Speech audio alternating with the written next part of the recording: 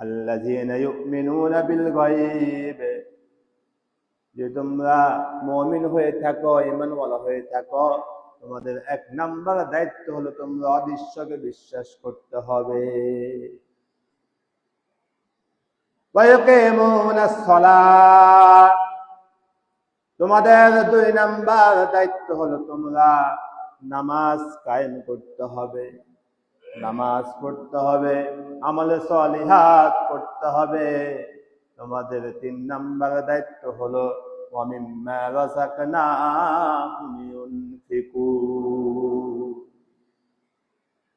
আমি আল্লাহ তোমাদেরকে যেই রিজিক দিয়েছি, অল্প দিয়েছি, বেশি দিয়েছি, কাউকে বিশাল দিয়েছি, কাউকে সামান্য দিয়েছি, যাকে যা দিয়েছি তা থেকে তোমরা অবশ্য আমার রাস্তায় দান করতে হবে।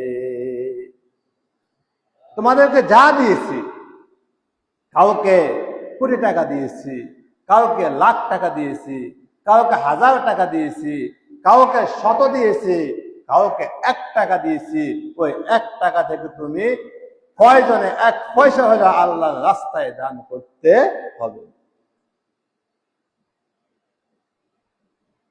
আল্লাহ নবীকে এক সাহাবী বলছে, ইয়া রাসূলুল্লাহ, আমার কাছে তো কিছু নেই দেওয়ার মতো।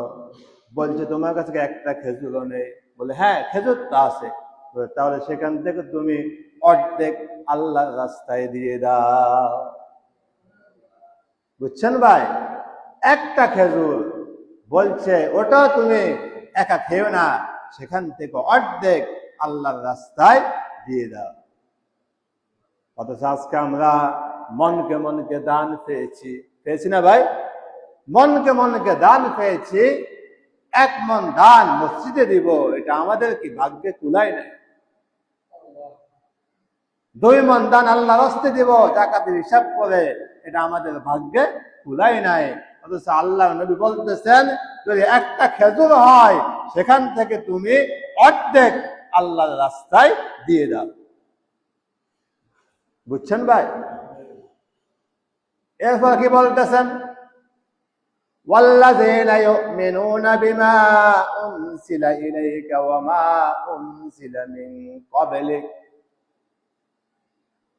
তোমাদের উপরে যে কিতাব নাজিল হয়েছে এবং তোমাদের পূর্বে যে কিতাবগুলো এসেছিল, যারা এই কিতাবগুলোর প্রতি ঈমান আনবে, বর্তমানে যা আছে তার প্রতি ঈমান আনবে, ওয়া বিল আখিরাতি হুম ইউকিনুন,